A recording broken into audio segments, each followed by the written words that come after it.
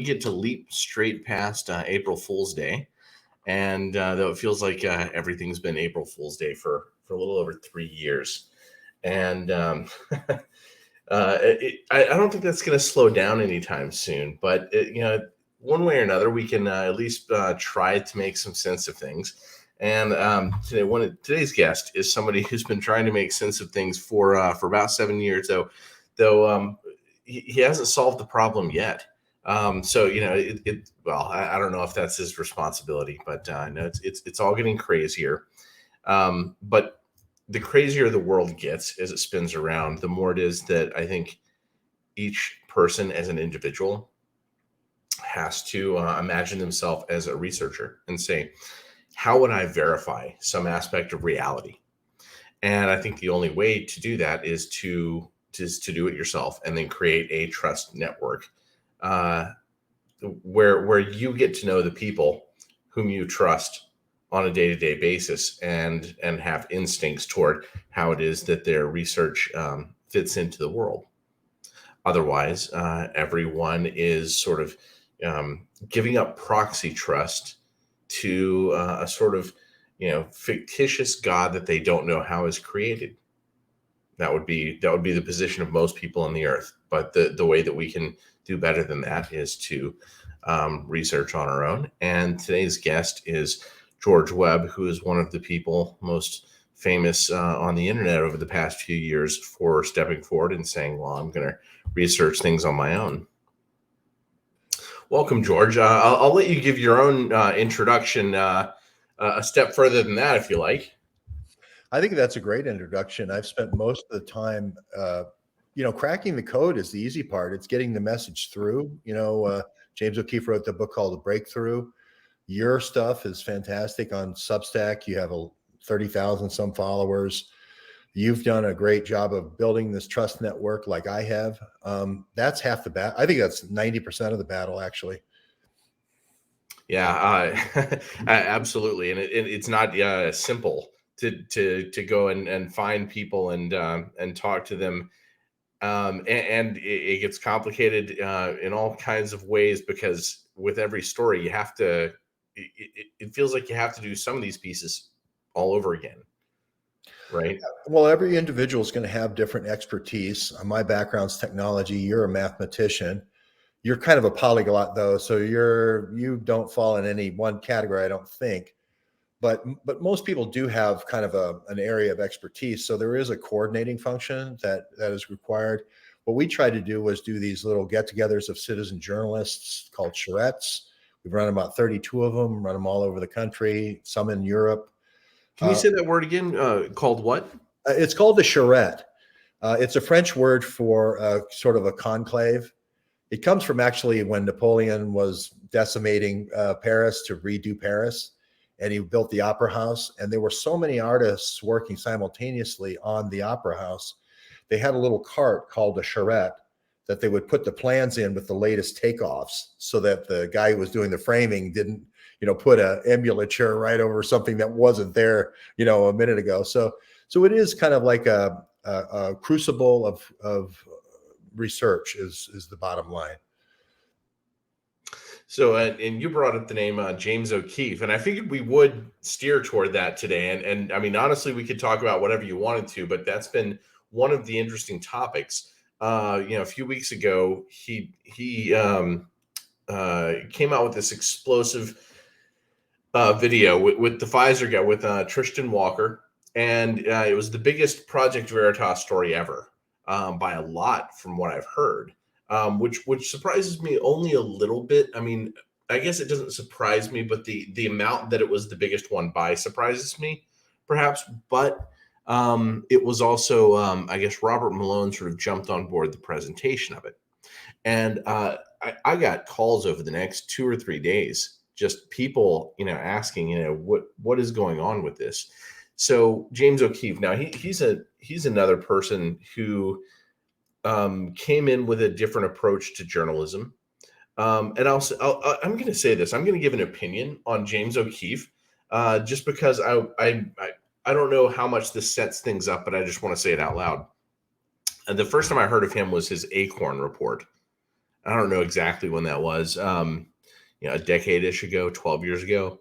Am I in the ballpark? I think 14, but certainly he was doing kind of these shot videos first, and Was then he?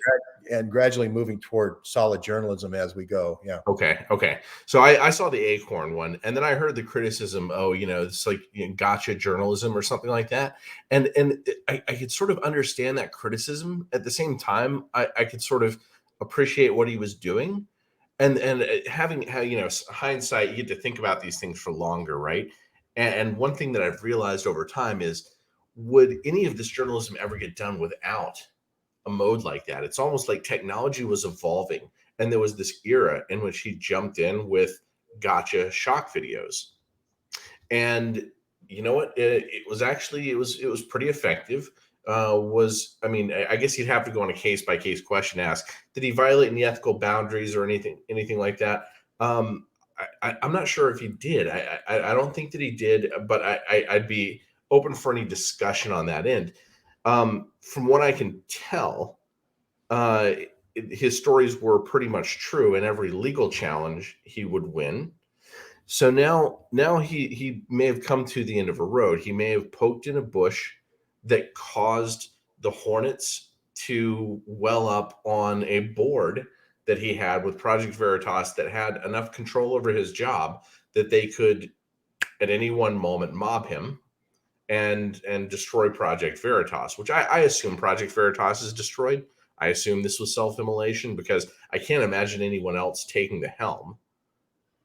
Mm-hmm. Yeah, well, I think they're still rolling, and Matt Termond wants to keep going, and James Hink or Barry Hinckley want to keep going, but they did a pretty good job of blinding themselves, or like you say, self-emulation. I think of James O'Keefe as sort of like the guy you have out at the mine who's the explosive expert.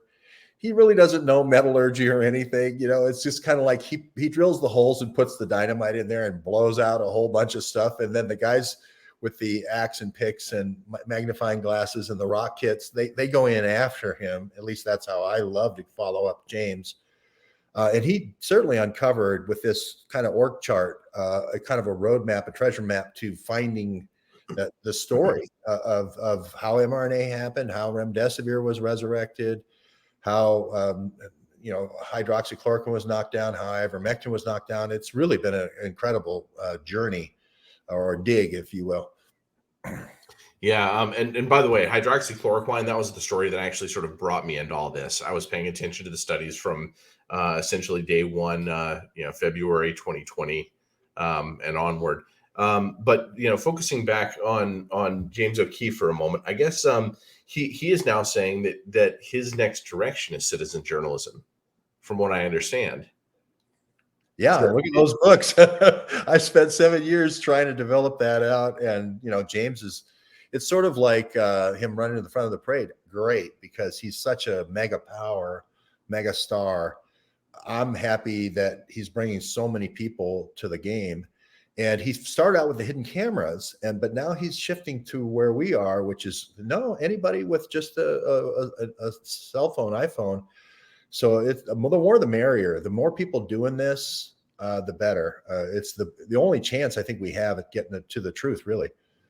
yeah, kind of makes me feel a little bit validated. Well, one thing I appreciate in my conversation with you, and this has been frustrating to me, and it has made me wary of a lot of what has gone on in the medical freedom movement, which is that when I've told people about the Campfire Wiki, and for anybody who's watching who may not know, campfire.wiki is a wiki that was created about a year and a half ago at this point, maybe even longer. I mean, it was a group of people who came to me and said, hey, we'll help you work on projects. So it's citizen journalism, and we said, hey, we need a place to store things. So we came up with Campfire Wiki, sort of a nod to the conversation. I guess Brett Weinstein may be most associated with it. Yeah, thank you. There you go. Okay, I'll be your graphics guy. Yeah, it doesn't look quite as good on the phone as it does on the website, but Campfire Discussions was maybe currently best attached to Brett Weinstein. But we said, hey, we just need a wiki that is not controlled like Wikipedia, right? And Wikipedia, and today with like Chat GPT, or if I'm saying that right, with the chat bots, the AI that's coming up, they go out and they find information, and they focus a lot on Wikipedia. And by having a rule such that you have source control, you cannot quote a source that's not like officially approved. I think that if you step a decade back, that rule created an incentive for corruption of those streams, and that the only way to unwind that is to have some sort of like a citizen journalism, that happens and that is documented through a wiki, and that brings the 800-pound gorillas, the celebrity journalists. I guess we can call James O'Keefe a celebrity journalist. I don't mean that to be anything other than he's just so well known, right? 800-pound gorilla. You call the 800-pound gorilla 800-pound gorilla. Yeah, he's a celebrity journalist. He's going to be immensely popular, and that he would bring a lot of attention to that. But stepping back again now, so he has the Tristan Walker story, the Pfizer story. So that comes out, and you wind up having conversation with him. I watched that, and my immediate reaction to it was, there's something weird about this. It is being presented in real time, with commentary by Robert Malone, almost as if it's like a documentary. When you watch somebody give commentary on something, it's usually not like commentary as in, hey, this just happened an hour ago. The way that he gave commentary, it felt to me more like a documentary in a sense. And I'm looking back, and I'm trying to ask myself why it looks so weird. Of course, it looks weird because Tristan Walker's freak out moment is this, like, it's this reality TV drama moment, right? I mean, he is the guy that you would pick if you just wanted a reality TV drama moment. And then you have to ask, well, was he picked because he would be the reality TV drama moment? And then you ask, well, where would that selection occur? And I don't believe that James O'Keefe made that selection, which made me scratch my head, right? Made me pull out my hair, and by which I mean hair in the singular, thinking about what is actually going on here. Well, and there were some people who just wanted it to be like a cut and dry, like, here you can see this is how Pfizer operates.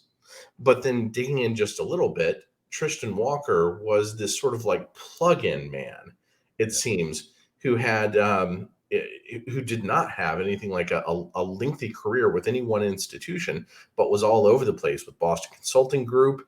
And he was not as high on any one totem pole as the title of his position might seem. It's like these titles get inflation over the years.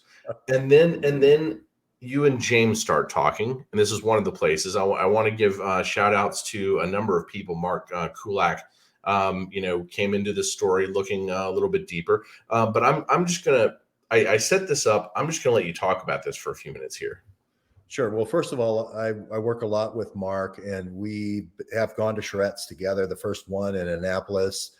I've met Mark up near where he lives in Boston. He's the deep dive guy. When you send the guy in for the last guy to get into the tunnel, that's Mark. He really goes deeper than anybody in the tunneling for finding the information. So he has a whole repository, just like you do. You have Campfire.wiki with all these articles. He has the same sort of database for entities, and then he has this huge video archive. So, my thing I think about is, how do I take a slice from all this every day and give this stuff the advertising that it needs, or exposure that it needs? But with James, really it was Google. What's called a compound search. And you just put in, Gordon, Tristan Walker, and anything. And I did coronavirus. And it came up with this Boston Consulting Group paper. Now, I would have thought a whole bunch of people would have done that search. 50 million people have viewed this thing. I'm not going to be the first guy who thinks of a compound search for Jordan Walker and coronavirus. Isn't that the first thing you would think of is, well, has this guy written anything or right, done any speaking engagements? And what came up was this paper. And the paper was this Boston Consulting Group paper, which really resurrects remdesivir. I'm like, whoa, did he have any background in remdesivir before? Anything with Gilead before this? No. And then Mark found, like an hour later, found the corollary paper for mRNA that Boston Consulting Group wrote. And the significance was, like you said, the timing. It was occurring in May when nobody knew anything. Boston Consulting Group had this worldwide network of the Global Physician Network, or the Global Expert Physician Network. And so they were the gurus of this new novel thing. And so everybody was on their heels listening to Boston Consulting Group. And they really create a standard of care for remdesivir, even though it was a failed Ebola drug. And the WHO even knocked it down.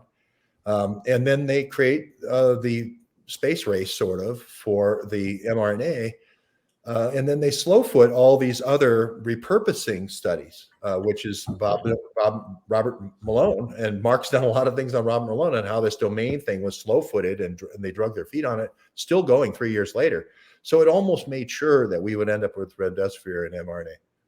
Yeah, and it's a really strange rationale, too. Supposedly, remdesivir popped up from this domain program, DOMANE, this artificial intelligence selection tool. And I call this into question for a lot of reasons, because one, this is a drug that had never been proven to work with anything and had a high level of known toxicity. Its association with coronavirus, for instance, is as generic as an association might get, given that you would need to use it early. You would need to use it early for it to be effective as an antiviral. That's what it's proposed for. It's extremely expensive, making it a bad antiviral, right? In terms of, cost benefit analysis. So like already you have like this giant knock against the idea that it would be useful for anything. It had never actually worked for anything before. And if it were going to work now on something as generic as a coronavirus, you would think that the people who created it would have been trying to apply it to coronavirus or rhinovirus or something like that in the past historically. But all of a sudden it pops out of this artificial intelligence program with, the zero success thing. It's very, very weird. It looks nonsensical on face, but I'm going to bring up this one piece of information. I can't remember what it's called, but the coronavirus medical board that was put together, that was chaired by Pence. This list of people, it's industry insiders. You have 16 people who have known connections to pharmaceutical industry, 9 of those with Gilead specifically. And when you watch the history of this panel, 2 of those members removed their association with Gilead over the first 2 or 3 months of the panel. When you find the panel and you go through the timeline on the Wayback Machine, you can see people dropping off, like suddenly excluding their past history with Gilead. So there's so much to that story already. And then boom, we have Tristan Walker, and we have this presented through Project Veritas before James O'Keefe can do deep dives into every aspect of this, and then presented by Robert Malone, who had a connection back to this domain program.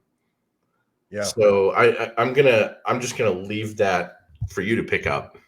You made a lot of good points. I mean, the first one, Coronavirus Task Force.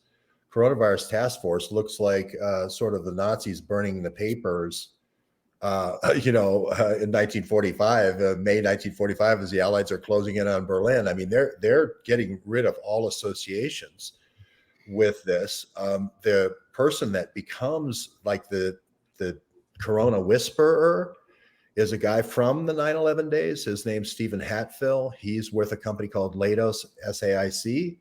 Leidos SAIC is who cuts the purchase orders for Domain. So LEIDOS. Bob Malone has worked the last 10 years for Leidos. So right away, it seems like, wait a minute, we're putting a guy on the task force. He's not implicitly or explicitly named, but he's the advisor to Peter Navarro, who's Trump's kind of a key advisor during all this. He's the guy who was talking about hydroxychloroquine and so forth. So Leidos is covering both angles here, right? They're covering the new stuff that they want with the old. This guy was also Stephen Hatfill, like Hatfill Rain. He was the guy suspected of the anthrax bombing for about 3 years, 3 to 5 years. The anthrax bomber, the person who they thought sent the anthrax letter to Leahy and then the anthrax letter to Daschle, the Senate majority intel leader, and then the House intel, that guy is Stephen Hatfill. That's the guy they put in, Lados put in to be the coronavirus whisperer. That seems weird. And then Lados doing the domain software and going away from their tried and true tool to this new piece of software up in Montreal, where there's really a 33-year-old kid's first gig. And Mark Kulak, again, gets the credit here. He identified the real program called Reframe. And Reframe was really the program to look at repurposed stuff. And Reframe had come up with ivermectin. The AI program had looked at the binding affinity and lock and key and all that, and had come up with ivermectin in 2016 for DARPA. So they needed to pull Reframe out of the frame here, and they needed to reframe it around a new thing which didn't work yet, which was domain. Have you talked with JJ Couey yet? I have seen him so many times, and I haven't talked to him directly. No. One day, if possible, I'd love to have you guys on at the same time because I'd be curious the mixing of the conversation. But I was talking with him the other day about what is possible to do with artificial intelligence, right? When I look at the domain program, so I have a background in finance. At the end of my career on Wall Street, I was actually doing machine learning work, like coming up with algorithms to try to combine stock trading with stock option trading. But one way or another, machine learning. Artificial intelligence kind of gets overhyped in a lot of domains. I was reaching for that word, accidental pun. Can an artificial intelligence program, competently promote the correct drug in a situation with something like a pandemic outbreak? And I think even if the information level were very, very high, I think it's the answer is basically no. And the claim is kind of like surgisphere, right? The claim would require like this hefty leap to happen at this one special moment in time when you needed for it to happen for a very particular narrative. But the equivalent of this achievement is kind of like monkeys suddenly having the infinite typewriters, like literally being able to go through more computations than computers could possibly go through in the entire history of the universe, or before the sun burns out.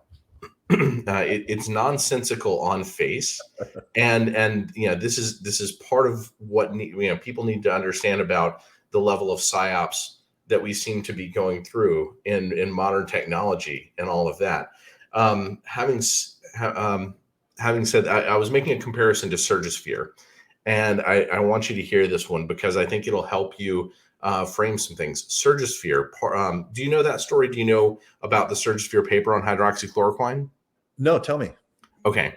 So in May of 2020, this guy, Sepan Desai, who created this company, Surgisphere, really he created it to be like a textbook company over a decade ago, but it was failing.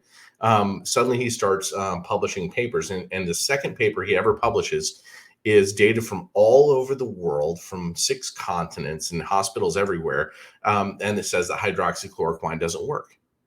And it would have required an elaborate network of instantaneous data collection that would have been essentially impossible given all of HIPAA-ish laws from all over the world, from dozens of countries, to be able to grab and import all this data and have it run through a database very, very quickly. And when this came out, I believe it was May 22nd, 2020. The day that it came out, I told my wife's a biochemist, and we were watching hydroxychloroquine. I said this, and I was trying to convince her that all this stuff was a fraud. I think she came and she understood, I think, after the Surgisphere, but day one, I told her, I said, this is a fake paper. I know it. This is so nonsensical on so many levels. And we talked it through. About a week and a half later, it was retracted, or like a week later, it was retracted. It was forcibly retracted because there were enough of us who knew that it was a fraud immediately that we just all hit the internet and we were just like, we've got to push back at this one immediately. So it's this big data project that is pushed forth, and to make people think, oh, well, we do have these whizzy machines that can do things automatically and instantaneously. No, you've got to dig into these things and ask the question. You've got to dig into these things and ask the question, does this make sense at all? And domain is another example where it just does not make sense. The technology is not there to do this. And in fact, it's impossible for it to be there to do this. And one way that viewers can know this is that we have databases of like tens of thousands of toxins that pharma studies. And they study these toxins in order to make new medicines about every kind of ailment, anything from viruses to cancers to whatever.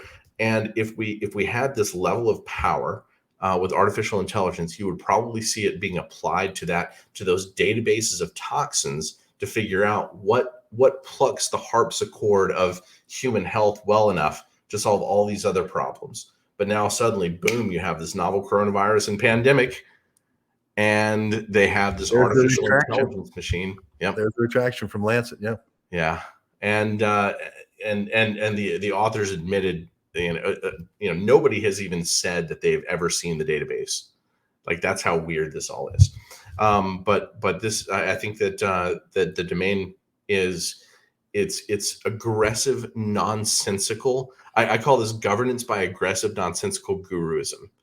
It's this gang mentality for trying to convince people that the world is in this, this certain way, and they can push any fact on you that they want by simply saying, big data says so. So that's where we are with this. We have, Domain coming up with remdesivir, just amazingly, picks this one very expensive drug that winds up being used as late treatment, even though it would really only work if it were early treatment, and that is very expensive. And this is attached to this Domain program and put forth by Robert Malone. And now we come full circle with James O'Keefe. And for whatever reason, he coupled with Robert Malone to present this. So again, I want to pass that off to you and ask, because I know that you followed this story, you and Mark in particular, and you know more about what's happened since that moment than anyone. Did you find the Boston Consulting Group information and pass it on to O'Keefe? Yes. And the moment he had it, boom, he was fired.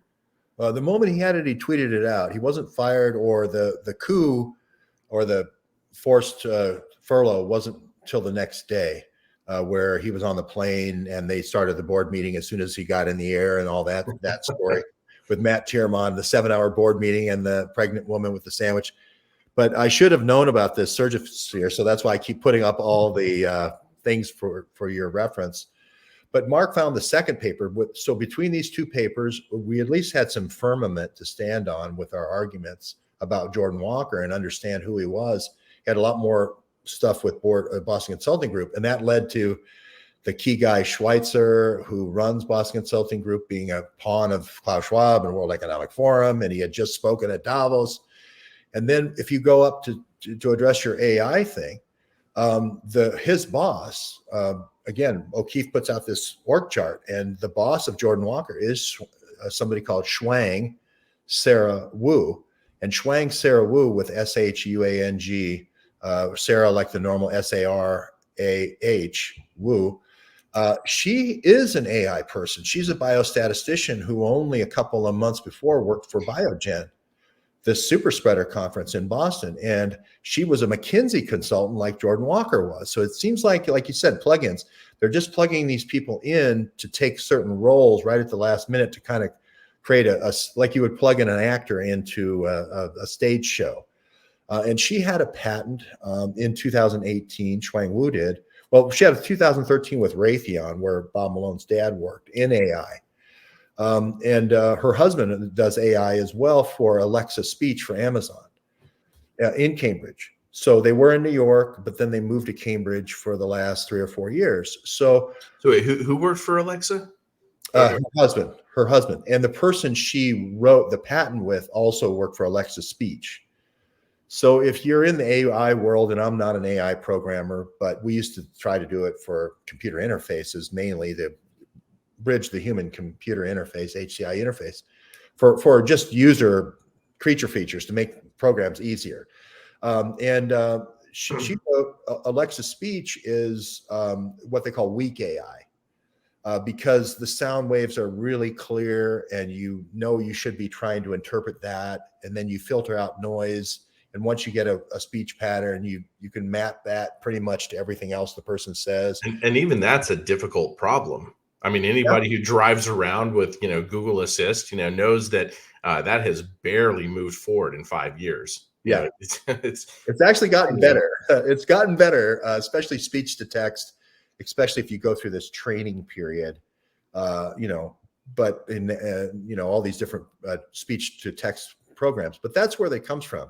So they took a person who had this patent in 2013 in weak AI, and then tried to kind of pass her off at this, like you said, going from that is sort of like driving your Volkswagen out to the Saturn V rocket and watching the launch. That's fairly weak. It's not very complicated. Programming the Saturn V to get to the moon and then come back safely with everybody living in the capsule, that's the other thing, which is this moonshot type technology. Yeah, and it's even worse than that. This is like going from horse and buggy to like, intergalactic travel through Yeah, wormholes or folding space or something like that. yeah, Like yeah. claims that just cannot be verified, but doing so in a matter of 5 years, right? Yeah. And so she had some chops in AI, and so did her husband, so did her co-inventor. What's really interesting is she gets a patent in 2018 for hacking into or rewriting the interface for Johnson Controls and York Air Conditioning for America's hospital systems. 85% of the US hospital systems are running York Air Conditioning. And then most of our plants, major industrial infrastructure runs on Johnson Controls.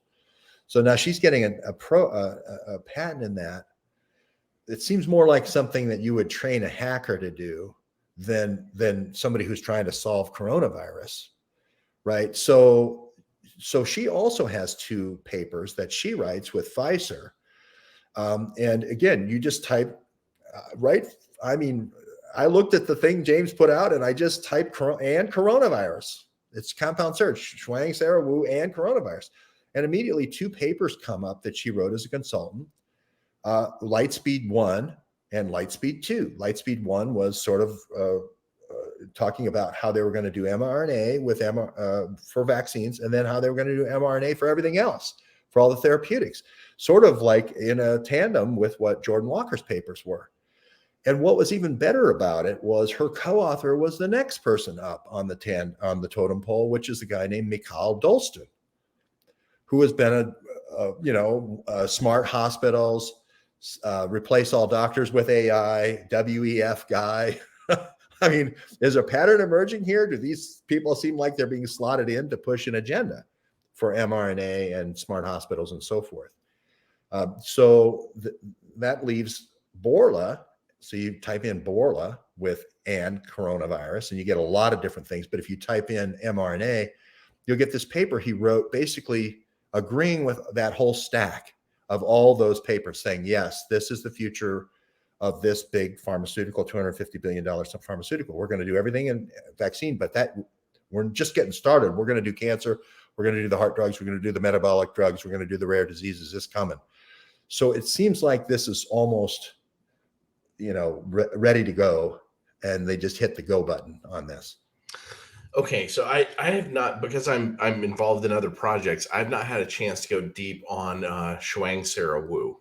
Yeah. I'm going to mention this to you though. I have a history that usually allows me to go deep quickly on Yep. people her age. I don't know how much you know about my background, but I helped build this company called Art of Problem Solving years ago. 20 years ago, we started building it, and it was a project for gifted, mathematically precocious gifted youth. We created a new educational system for them.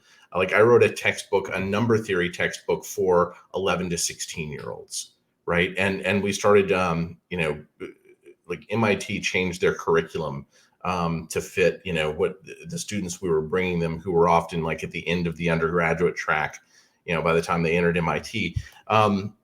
Because of this network, there's like 1 million students who've been through Art of Problem Solving. We teach a lot of we taught a lot of the students who would go to like the International Math Olympiad. I can usually reach into that network and find people that I hear who are high level mathematicians working on projects. If you said Google Brain, if you say, Alexa Voice or whatever, I can usually within an hour get somebody on the phone who knows somebody who's involved in one of those projects. An interesting thing to me was this name pops up, Shuang Sarah Wu, and I don't know anyone who knows her. So, and this is a first for me that a name pops up in a, an AI math program, and I don't know anybody who can talk about having gone to school with her, worked on projects with her. Where did she come from, first of all? And what is this? I read on your Substack something about her having many different LinkedIn profiles that may have been populated at a similar time. So I want to know what you know. Well, she comes from Shanghai, and there is a Massachusetts General Hospital in Shanghai. It's called the Hall, I think it is. But we were looking at, basically, we just, like you said, we didn't have the course for all the, the intelligence agencies had these recruiting programs for math geniuses, right? And that sounds like what you were in. And then Julian Assange was in a similar type program in Australia, where they were culling all the top math people and trying to get them to, they teach them French, teach them how to dance, teach them which fork to use and all that, because that's where they need the polishing. But then the math, just chew that up. So that's sort of what I think she is, kind of a polyglot math genius person who can kind of be fitted to whatever the situation needs to be.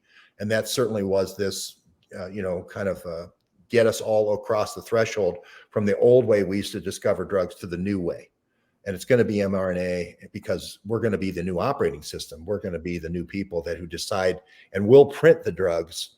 You just tell us the code and then we'll print it for you.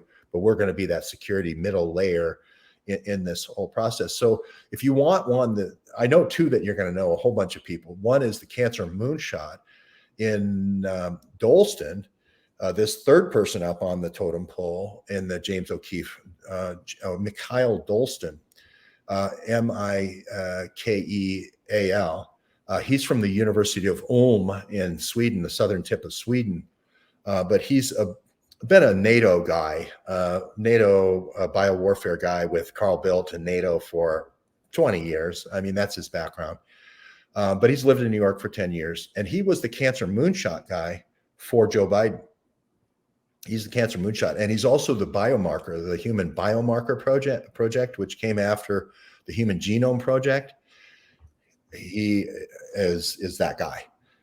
Which is very significant, because biomarkers are the first thing that pop up when a bioagent's released, and then it'll perturb the human system somehow. And the third one is the Human Virome Project, which is a joint venture between the U.S. At UC Davis with Bob Malone and EcoHealth Alliance, and then George Gao, who ran the Chinese CDC. And this Reframe program, which is Mark Kulak's the one who found it. He's like, no, if they were trying to do the ACE2, they wouldn't have been looking at the histamine receptor. They would have been looking at ACE2. Reframe actually looks at the ACE2. And it is this joint U.S. intelligence, Chinese intelligence project. And Domain is this new, literally the kid who came up with this. He's a genius kid, no question about it. Molecular forecasters in Montreal that they picked. Literally, he worked at LensCrafters right before he went into his own business. This is his first project. So Mark is the one who really kind of tore the cover off this and said, what's the real infrastructure with this? Yeah. And it's been fun to keep digging. I do spaces every day to dig on it, and we do videos and we do research, compound searches. It's really where anybody can take any of the information and then do digging on it and then move the ball forward. Okay. So this is interesting. So we have these connections now, these joint projects between the U.S. and China.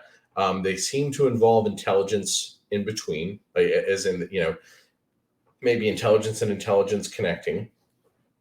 Now, China is supposed to be our adversary, and I've tried to hypothesize relationships between the U.S. and China, and other than I don't know if you know who Matthew Arrett is. He seems Sure. to be okay. For anybody who's not watching, he seems to be in the sort of social sphere now of The Last American Vagabond and Whitney Webb and Johnny Vedmore and some other people. And he's saying some things that I've tried to insert into the conversation, like the relationship between the U.S. and China may not be what we've been told it was by the television for the last 40 years or 50 years. When you look at the history of China from the Opium Wars onward, the West crushed China, went in, established all kinds of control networks. The rise of Mao has a lot of elements of looking like it was, Western led, Western controlled. In particular, the State Department gave him the money, not Chiang Kai-shek. And then apparently Mao was also taking money then along the way from Western cigarette companies. So you have moneyed relationships that seem to be steering Mao to some degree, but there's a lot of evidence that should at least be looked at that the U.S. established control networks in China. Now, it may be there are multiple factions in China, right? China is obviously a very large nation, and it may be that the U.S.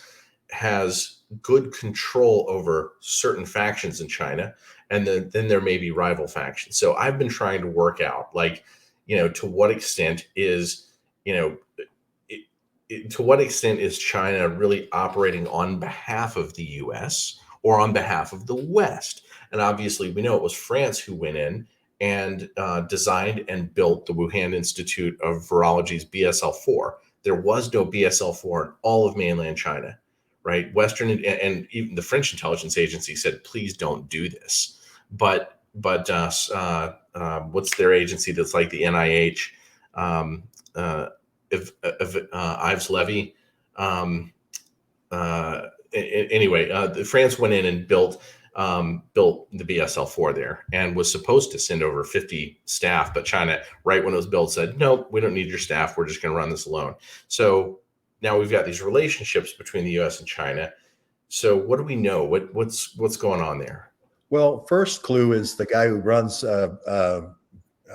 in Cambridge, who runs Moderna right now, Stephen Bancel, was at bioMérieux.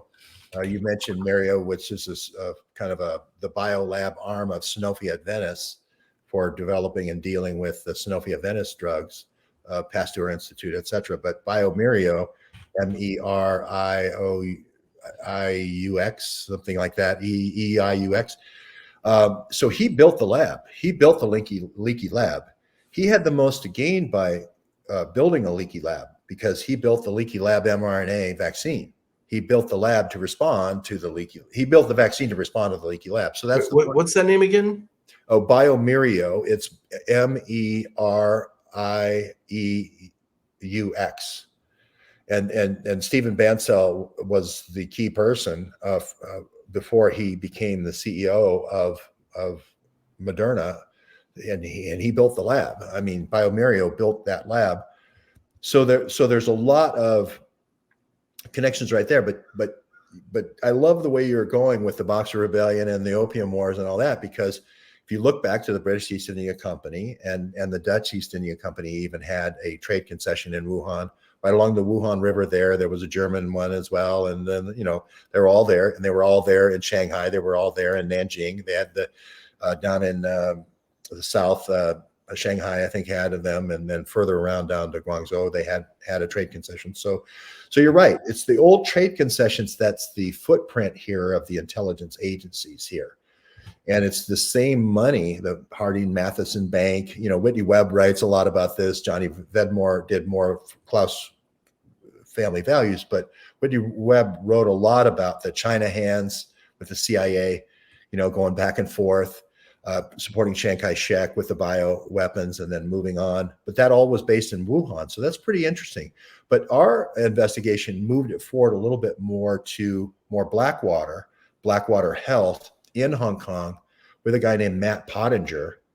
And Matt Pottinger was the key guy who was on the National Security Council that made the recommendation to Trump about coronavirus in China. He was also the guy who was in the State Department during SARS in 2002, 2003. His father, Stan Pottinger, was also the key advisor to Kissinger. So it's this intelligence connection that you hit on is critical, because that is the answer to the test, I think, when it's all said and done. There has to be a coordinating body between these two behemoths to know who are the key people to put together in a task force to get this thing done.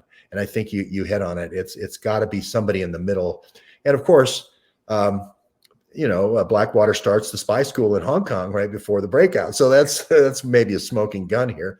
Is Shuang Wu and Jordan Walker, are they graduates of that spy school? That's speculation at this point. But like you said, they do seem to get plugged in here like it's an op. Right. So, okay. Liam asked the question, all these profiles on LinkedIn of Shuang Sarah Wu, are these, do we know if these are the same person? You'd mentioned in an article that they seem to have been created, in the ballpark of the same time. Is this some sort of like confusion trail mess? Or is there any way for us to know? Is it just, too much data, shotgun, we'll never quite figure it out? Well, there are certain services that you can subscribe to that investigators use, like Truth Finder, Checkmate, Instant Checkmate, those kind of services. So if you look at those services, they have a central person who's not Shuang Wu creating all these Shuang Wus. There is real pictures of a real seminar with real quotes, where Shuang Wu is pictured at Biogen. So we think that's the real Shuang Wu. On the one that James O'Keefe put, it's just her name. There's no picture. And to this day, I've asked James and so forth, and asked the old Project Veritas folks, has anybody produced a picture other than mine at the Biogen? Now, it could have been when you create these fake LinkedIns, it's to reach out to various different biopharma organizations. So there was about 20 of these, and they're all coming from one person. About 20 of these that are in the bio area. So let's say let's say Moderna. Now I reach out to all my friends and develop a friend network in Moderna. And then I do the same thing with, the various other bio companies in Cambridge, because what I want to do at the super spreader event at the end of February, I want to create sort of a mass formation psychosis around getting everybody to believe that everything you knew, like you said, about drug development with test tubes and pipettes and robotics, well plates and all the things that works, we have to suspend that thinking for a little bit and think a computer actually could spit out the answer, right? And so we have to go through this kind of, we're all stupid, we don't know anything about this new novel thing, and now this thing spits out the right answer. And Bob Malone is the guy who spits it out with a book. He says, hey, I got sick with this famotidine, with coronavirus, and I put out this thing, Pepsid AC famotidine, and it actually worked. So let's look at this famotidine, and let's not look at ivermectin. Let's not look at hydroxychloroquine. It's a very interesting time. We don't have all the information yet. We're still digging. So that's a very speculative answer. Right. And, for anybody, I don't talk about it as much as I used to, but I have, I did a series, the Chloroquine Wars, where I've got over 100 articles. In the very beginning of that, I put out a lot of information, including the fact that hydroxychloroquine had been studied since 2004, shortly after SARS-CoV-1. There are papers, Kayerts and eventually Didier Raoult, the most published microbiologist in the world from France. He's got one from like 2007. So you would think hydroxychloroquine would pop up first out of some sort of a machine when you have multiple papers, that had tested, chloroquine in particular, but hydroxychloroquine is basically the same thing, just a little less toxic.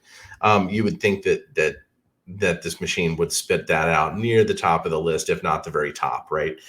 So that's very suspicious and weird and just nonsensical, frankly. But Mark Kulak, I think, solved that because he pointed me to the reframe. And when I found out reframe was actually pointed at the ACE2, you're right, it would spit out ivermectin or hydroxychloroquine. But they pointed it at a different receptor called the histamine receptors, which are mainly in your nose. The Singulair and Zyrtec was two of the things that spit out. It spit out all things for nasal passage type stuff.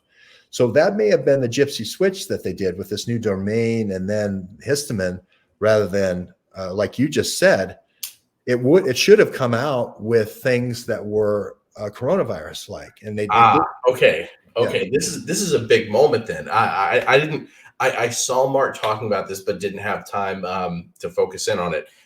This is revelatory right here, and I'll give a scientific take on this. So now they may have run this program on both ACE2 and the histamine, and only published the result, right? Like, unless you have a perspective, like we're going to go in and we're going to run the program this way, have the perspective plan published and then the result, then it's very suspicious. Like, and why did they only run it for the histamine?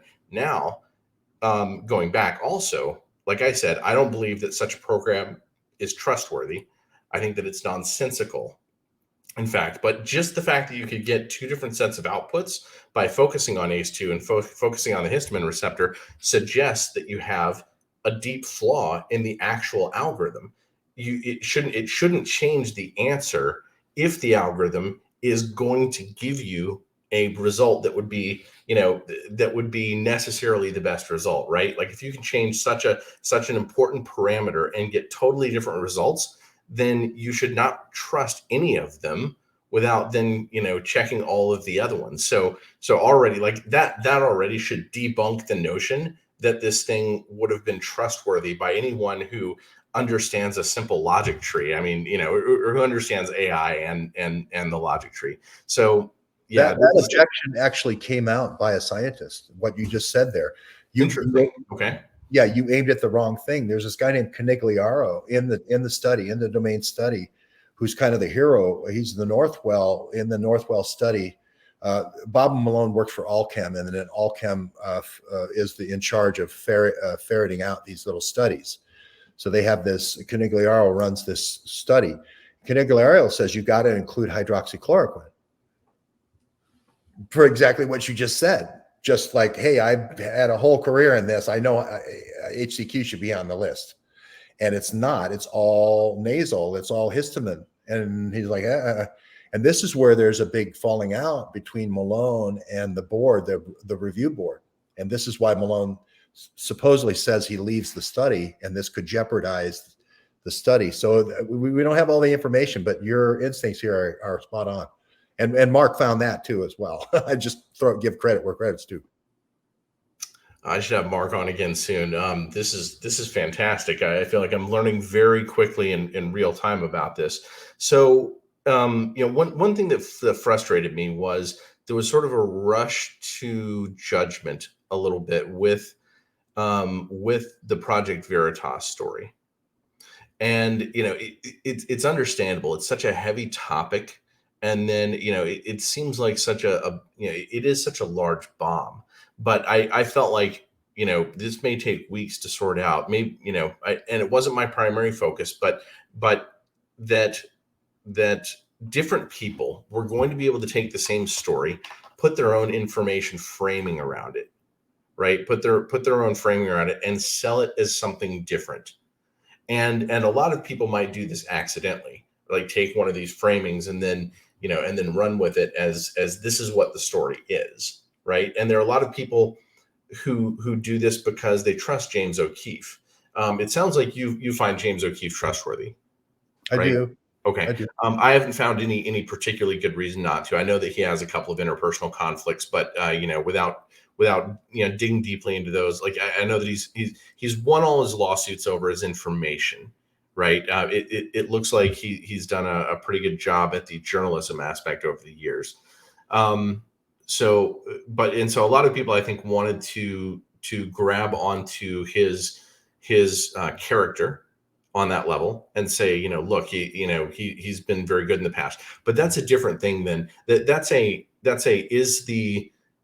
Is his part of that story trustworthy? And what are the other aspects of the story that it could be, seen from different angles to get the big picture, right? And I felt like there was sort of a rush to make it look like one thing, at least by some people. And it felt to me like it just looked on face like my instincts were this is a psyop on some level, right? So Yeah, I think this is the difference between being a deep researcher and somebody who is a great presenter. Because James O'Keefe, he's a Shakespearean actor, he's a dancer, he's a singer, he starred in Oklahoma, all this stuff. He's a great presenter, but he's not the Mark Kulak, Journey to the Bottom of the Earth, Voyage to the Bottom of the Sea in terms of depth.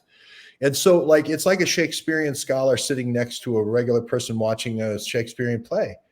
If you are hearing James O'Keefe say, we'll bear our arms and bare our souls, and on this Christmas Day, you'll say, "Oh, I know that's the Henry V speech out in front of half Louvre or out in front of whatever."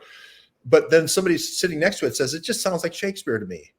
But if somebody was to tell the expert, well, that is from Romeo and Juliet, the person would say, "I know it's not from Romeo and Juliet. That's the Mark Kulak in the audience." Where they go, whoa, no, that's not how it worked. That's not how that study actually worked. So Robert Malone, I kind of cast as that sort of character as well on the other side of this story, not the reporter, but the person being reported on. Robert Malone is sort of the world's most interesting man. He did that commercial being the world's most interesting man, about the Dos Equis commercial, but he did it with wine. And he's actually probably smarter and plays that role better. But when you get into these details, that's where the Mark Kulak starts catching him. And then he gets very frustrated and very angry. And then he starts lashing out and saying things, at people who are just saying, wait a minute, I'm just fact checking you here. I'm the script guy here. And you didn't say the right words. So that's what's happening, I think, right now. Okay. So, I feel like in order to ask better questions at this point, I may have to do some more of my own reading again. So, where do we go from here? I guess I could just toss the ball back to you. Actually, I'm going to read something from the chat here. Here's Kristen Elizabeth. I don't know if you know her yet, by the way. She's come on Rounding the Earth a few times, and she does good research. She wrote the Themis report on Carolina Bonita and a number of other people, and that's been kind of interesting. Which interestingly, the last time I've met Bob Malone twice. Robert Malone, I call him Robert still, but I met him. I went to San Juan for the San Juan Summit, global COVID Summit kickoff stuff, and then I saw him again at Children's Health Defense in October. And when I saw Robert, he was interested in figuring out who Carolina Bonita was, and had a private investigator look into it. But we still don't know exactly what all came out of that. But Kristen Elizabeth wrote the Themis report that went down Carolina Bonita and some other people. She asked the question, if Walker was trained at the spy school in China run by Blackwater, then he and O'Keefe were both trained by Eric Prince. I've heard this story before, which is, Project Veritas is a Blackwater cutout, and Eric Prince is the person funding it, and so forth. And Kwok, is in this story. The guy who just got Bannon's guy, Kwok, who owned all the casinos. These two Massachusetts General Hospitals that seem to be coming up in the story seem to be funded sort of like their casino medicine. like the casinos have decided to get out of the just being casinos and funding these 2 Massachusetts General Hospitals that are there where they may have worked. So there is some intelligence connections here. Kwok just has gotten arrested. He has been very closely connected with Eric Prince of Blackwater.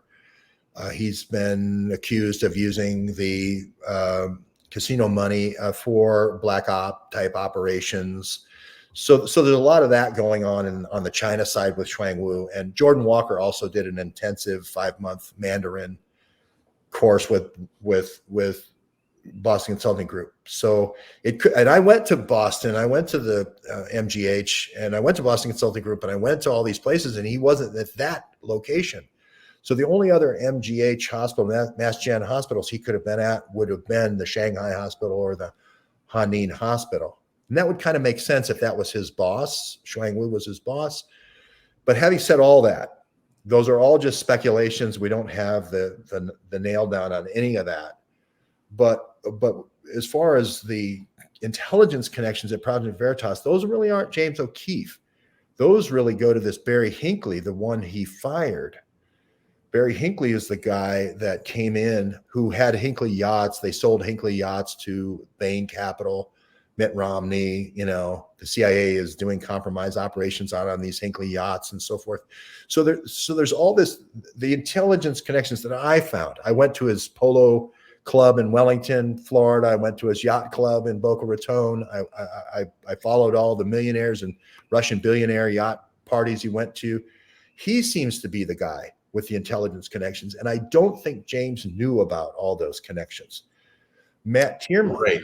So he may have been like the handler inserted into the ecosystem in order to try to control O'Keefe and to be able to punch the self-immolation button at the moment when it needed to be punched. So there's that possibility. I've thought about that. I've wondered if O'Keefe's board had somebody inserted or everyone inserted perhaps to sit and watch and to try to control him, but to otherwise let him go naturally as much as possible in order to build up the fact that he was doing good journalism, but then to be able to perhaps steer and try to exhibit, influence in some ways. And so, okay, I didn't know this. O'Keefe fired Hinckley. I don't know much about Hinckley yet. This is some reading I'm going to have to catch up on. Christian Elizabeth says James O'Keefe publicly posted from Eric Prince's property in Montana where he said he was training with Prince.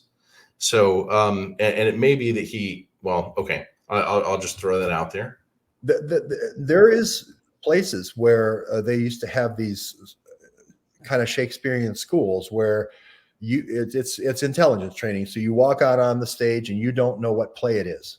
And then the characters start talking back and forth, and then they start looking to you to respond. And you're supposed to kind of just go with it until you can figure out what play it is. Right. And I think that's the training that they were doing in Montana. But I don't think it was hey, let's put the poison dart gun together and see how far we can shoot the poison. I don't think it was the black ops, type training that we think of when we think Blackwater. I think it was more what they call the soft intelligence side, which is role playing.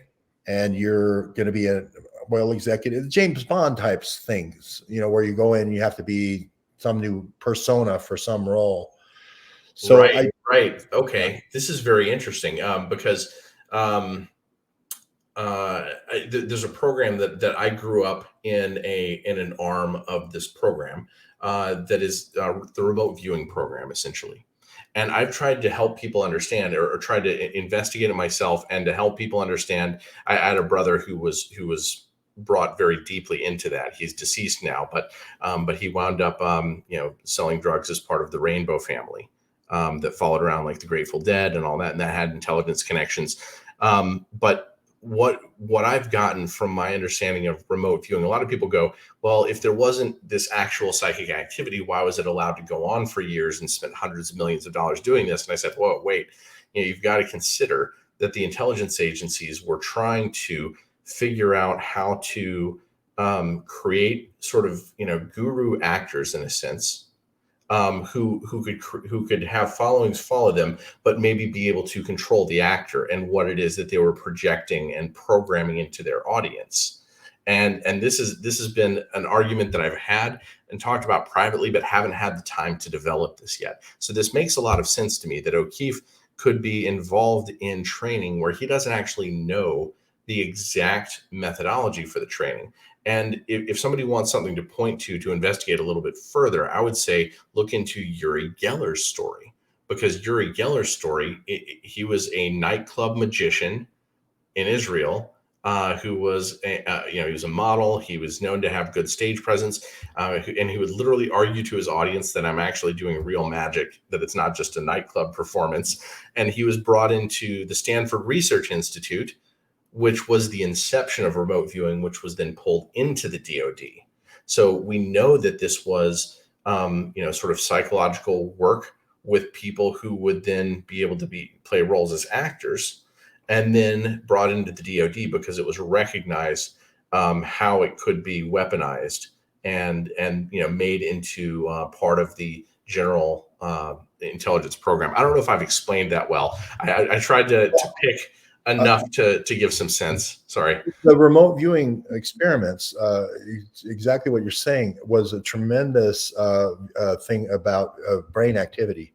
So MIT, as you mentioned, SRI and Stanford, they brought in the best and the brightest to see if it was how they make connections differently or how they store information differently. What makes these people smarter than? And so the remote viewing, I think, is more stimulus to see what the response is going to be. They did a program where they collected the best and the brightest to see if there was something that they could train to get everybody that they had, think like these savants.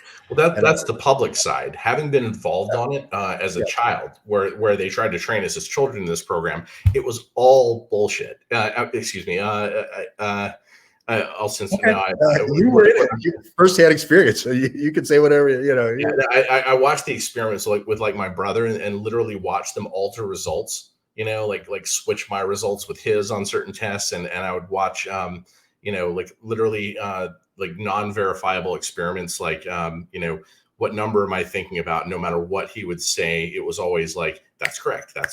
But nothing to verify it, right? And then I watched my brother get trained to be able to tell people total nonsense and get them to believe it.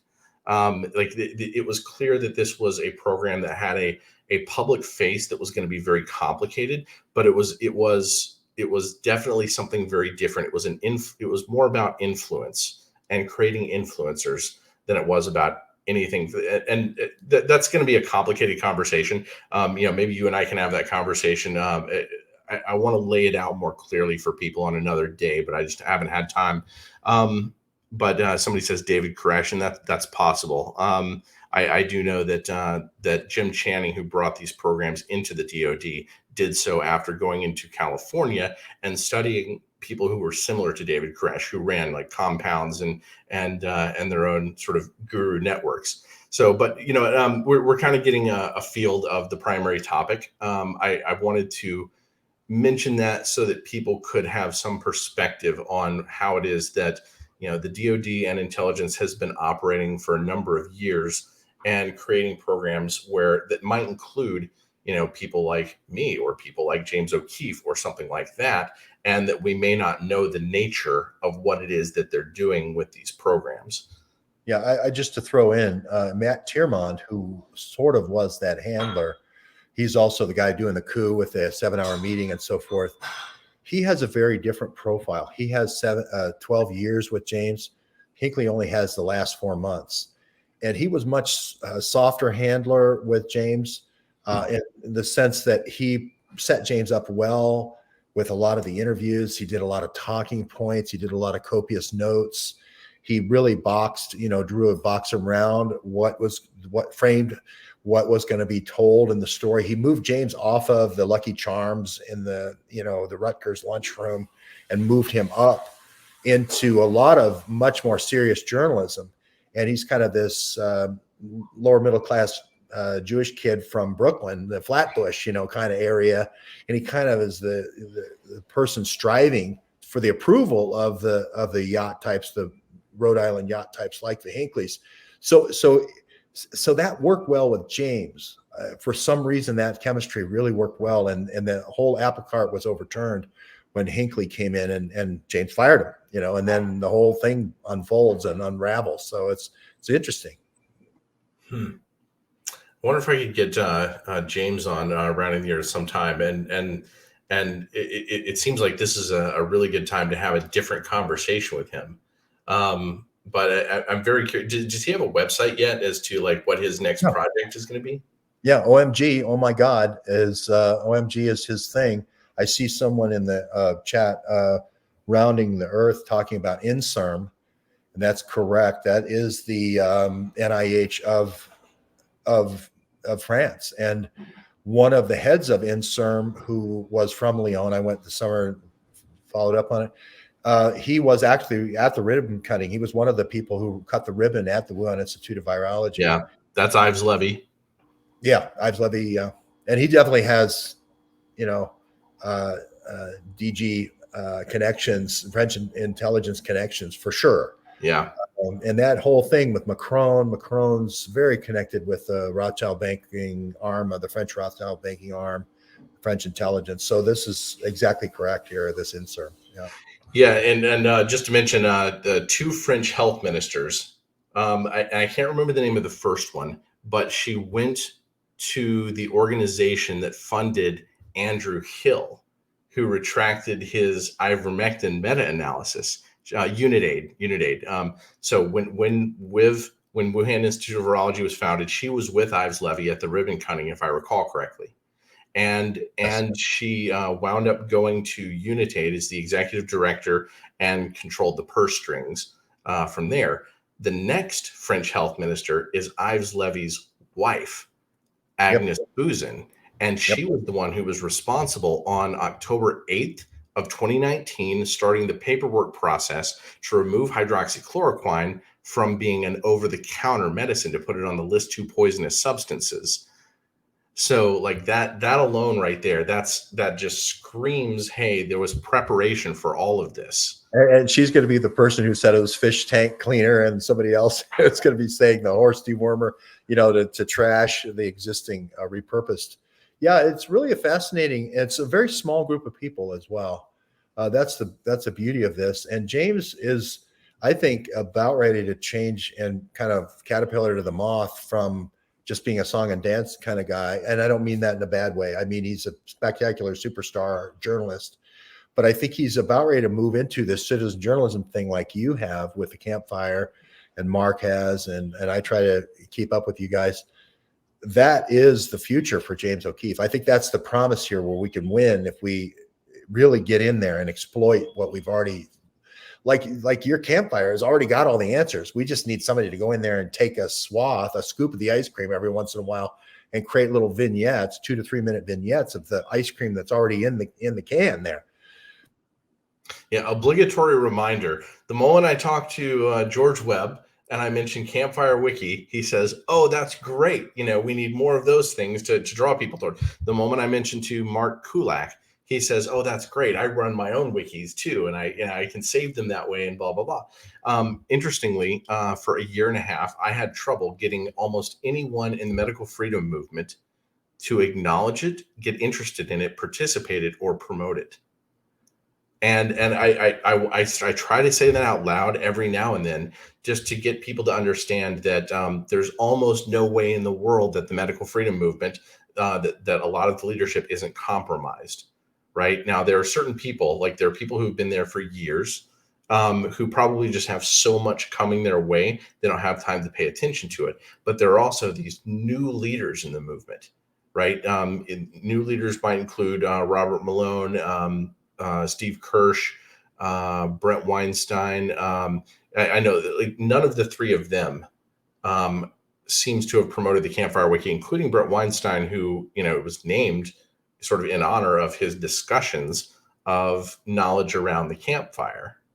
Right? It's been frustrating me and surprising to me that they haven't been interested in this, but I'm really glad now that you've sort of jumped in. I don't know how long you've been sort of focused on pandemic research. Oh, from But the very beginning. Yeah, yeah. from the very beginning. Okay. Because I before the pandemic, I'd watched a number of your videos previously, but when I started doing my own research, I guess I fell away from watching as many videos. So I didn't know until more recently that you were tracking a lot of things.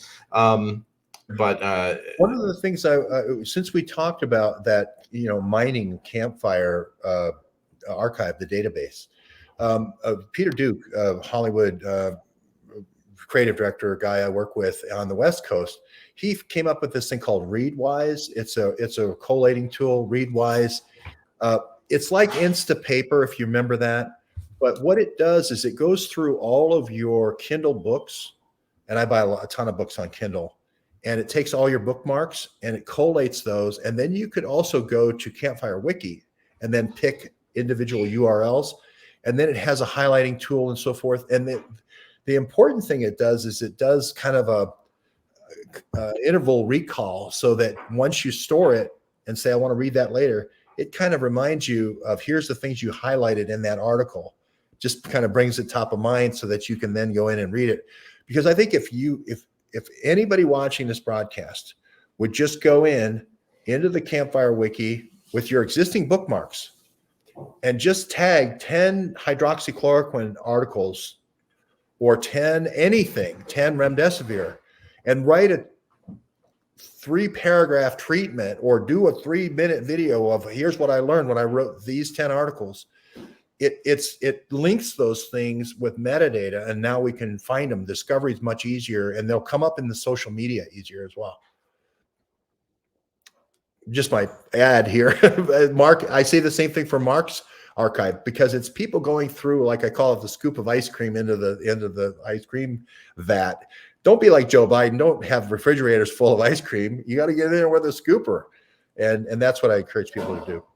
yeah, and I think for a lot of people, and I'll say this, even though I've thrown a lot of my time into the pandemic, one of my frustrations is, like, where do I, like, whenever I'm looking for like some of Mark's information, like, where do I go to find this? It's actually not easy to keep up with and be able to interface. And I know Mark personally, right? So if it's difficult for me to access, then we probably do need some tools that sort of interface and draw the information that we need. And I've been trying to tell this to a number of people. Look, artificial intelligence is being presented and sold to us as something that is, like, scary, but we actually need to learn these technologies ourselves and employ them ourselves, and have that knowledge be decentralized, useful by everybody as much as possible, in order to, combat the usage of what is a tool by larger centralized figures that can just throw money at the problem and use it against us. So I just want to say that out loud to once again encourage people, like, don't go to anti-technology. Don't become a Luddite when just because we're faced with people who seem to be developing these tools for purpose of asymmetric warfare or asymmetric control. So, I just want to say that out loud a few times so that people think, I can do this myself. And one of the two ways to merge two databases is just to have you and Mark get on a show together and just talk about what's in there, because just that cross talk between you two guys will generate a huge these collections that we need to focus on, because it's in the collections when you kind of do the gathering the string to do the story, is what reporters do. And then they can write the story. But until you gather the string, you can't really write off any sources. So keep doing what you're doing, because this is, reporters watch this kind of stuff and they go, wow, this is great, because boom, boom, boom, boom, boom. Here's all my sources. I don't have to go do all that stuff myself. So it's good stuff. Yeah. So anything else, moving toward wrap up here, to me, this has been a wonderful conversation, because I can see that you and I have both been, collecting sources of information for several years. And as we, like, compare this sort of, like, scattering of data points and dots, we can see a lot of connections, but we both come at it from completely different directions, just very organically, it seems like. So that's been very interesting for me to watch. And I'll say this, that hasn't happened between me and most of the people in the medical freedom movement. and I've wondered at times, like, how much am I being gaslighted by which different people, And, right? and that's the other thing. I don't really think of myself as being in any movement. I think of myself as a journalist trying to play it down the middle of the fairway. Sure. And my number one test is if I did this story about Joe Biden, would that be fair? If I'm doing this story about Trump or whatever. The medical freedom movement, it's got a lot of DNC people in it. Steve Kirsch is one of the biggest contributors to the DNC. So I have to factor that in. $20 million is a lot of money. So, be Right. careful He, who he you're, was a Rockefeller Foundation guy, yeah, be and careful who your and heroes are. Yeah. Yeah. trying to build a central bank digital currency, um, as the pandemic got underway. Yeah, I mean, there's all of that, and let's see, where's my mind on this? How can I wrap this up and frame this? People need to talk, and people need to pay attention to how it is people are talking and whether or not they're talking. Right? There needs to be more communication. The medical freedom movement, I don't really consider myself in a movement either, but it's an important concept to just sort of draw a circle around the cluster of people who have influence at the moment, whether that influence existed before, it was cultivated during the pandemic, and to put some sort of a general libertarian label, as in people who are saying freedom of any sort are trying to push back against some control, or at least ostensibly. And there's that. So it's a term that can't ever be well defined, but it has some sort of meaning to it. And I think certainly we should all sort of say that we're a part of it if we're interested in freedom. And at the same time, we don't have to identify as in, like, it doesn't define who we are, right? Right. But Yeah, it is freedom a versus useful circle. Yeah, I'm for freedom versus censorship. Absolutely, yes. And medical freedom is a fundamental human right. So I'm definitely for all that. Yeah, I guess when like you say, I would. It's much more valuable. I mean, you could have a bunch of remdesivir seminars for litigation, right? And if it's a bunch of DNC folks taking the names, I'm like, wait a minute, that's not a good thing. It's the IRS is going to be knocking on my door after I go to the seminar, right? But your show, if I go to the Campfire Wiki, and I'm going to look at all the stuff you've accumulated on hydroxychloroquine, I know that there's nobody between me filtering me or guiding me or sheltering me. I know it's a free access, like WikiLeaks, and that's freedom. That's true freedom. Not, well, we only will give you a press pass if you're going to ask nice questions. If you ask any domain questions, you're not, Bob Malone rejected. I originally was accepted here in Atlanta for the Remdesivir conference, and then they revoked it once I got to the seminar.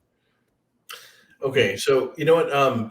Before we wrap up, I'm gonna toss you one question. Since science is about trying to falsify your views, and I listened to a wonderful Carrie Mullis talk about that the other day. You can never prove that you're right, but you could prove that you're wrong, and the adventure is trying to prove that you're wrong. Give your best defense of Robert Malone, and then we'll bring this to a close. That's going to be hard. My best defense of Robert Malone is that he really kind of came up as not really a hardcore scientist. He had a lot of early trouble with his early bosses. Indira Verma was big into injecting the RNA into naked RNA and fat bubble type RNA. And so he had a whole kinds of fights with him at Vical, the company he was at. He had other run-ins with other people, Gary Rhodes, who was also injecting the mRNA with the fat bubble and naked RNA, and then John Wolfe. All of those guys died. So it's like, or Indira Verma didn't die. He was kind of sexually compromised. But my point is, Bob Malone isn't moving these people out of Bob Malone's way. But the way is being cleared for Bob Malone for some reason. And I think it's because he presents so well. He chooses his words so carefully. He's very clear. He's just like a walking outline on anything he talks about. So I think Bob Malone has a decision to make. Do I want to ride the back of the tiger, so to speak, wink, wink? Because DTRA really is an extension of the DoD. Okay, he's not putting viruses all over the world and creating pandemics. He's doing the vaccines, but that's still part of the virus vaccine game. And I more than a defense, I would offer a challenge to Bob Malone. Whose side do you want to be on? I guess I'll leave it there. That sounds great. Thanks so much. And he is a complicated topic. And I've gone back and forth as to, as to how much judgment I should have at any point in time. And I've sort of left it open and intentionally not answered the question. A lot of people wanted to like punch my button to make me take sides. But it's an interesting rabbit hole, just, going down and unraveling his career. And thanks for having done some of that work for us. Thanks for joining us today, George. It's been great to we've talked by phone, but this is the first time we've talked face to face. And I appreciate that you come on and share your knowledge and for us to bounce off each other this way. I think that this has been very productive. Me too. It's been fantastic. I knew you were a genius, but now I know for sure. So, and talking to people smarter than yourself, it raises my IQ. I love this. So I hope I can. I don't know if I'm necessarily smarter than anybody else, but it is, we're all smarter when we talk with each other, right? Yes. I mean, for sure. And that's the way that it should be. So thanks so much. And I hope that, I know that the Rounding the Earth audience has gotten a lot out of this. Awesome. Well, thanks everybody for joining us. The 3-digit number of people watching, we greatly appreciate your support. I hope this has been educational. If it has been, share this conversation with somebody. I don't say this very often. Go ahead and click that subscribe button. I should do that and remind people. I know other people do, but me at this point. I'm focused on the conversation and the people who are here and involved as much as I can be. And I don't even have enough wherewithal to keep my buttons set, but that's the way it is.